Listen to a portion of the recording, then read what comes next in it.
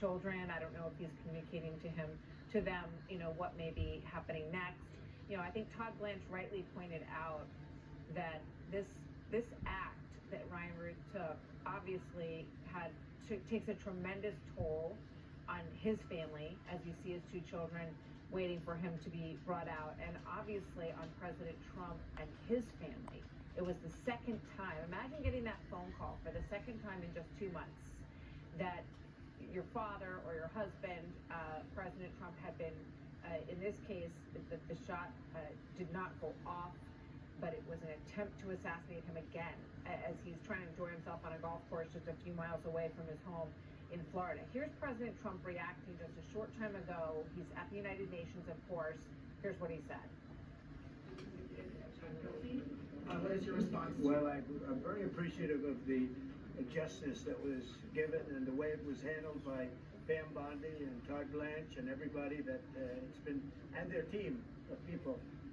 It was really well handled, and it's very important. You can't let things like that happen. Nothing to do with me, but a president or even a person, you can't allow that to happen. And so justice was served, and we'll see what happens. But I very much appreciate the judge and jury and everybody on that. It was so professionally handled, and it's a great honor. So there's President Trump at the United Nations. Obviously, he's had a very busy day. Had a meeting with Zelensky, President Zelensky of Ukraine, and in the backdrop of his life, this is also going on. This person who was convicted on 5 counts, and as we've said, the most serious attempted assassination of a major presidential candidate, as he lie in wait, this individual, Ryan Routh, for 9 to 10 hours, waiting for his opportunity to take a shot. And thank goodness for the Secret Service agent who screamed out that he spotted a gun, saw a face, the gun sticking through an opening in that fence line along the golf course at the 6th hole. So we all remember that whole situation, and now you see Ryan Routh convicted on 5 counts here. Paul Morrow and Donna Rotuno still with us. In terms of the sentencing, I just asked, obviously, the Deputy Attorney General, Todd Blanche, about this. He said, that's up to Judge Cannon. Your thoughts, Paul, as we think about December 18th and what is likely to happen there?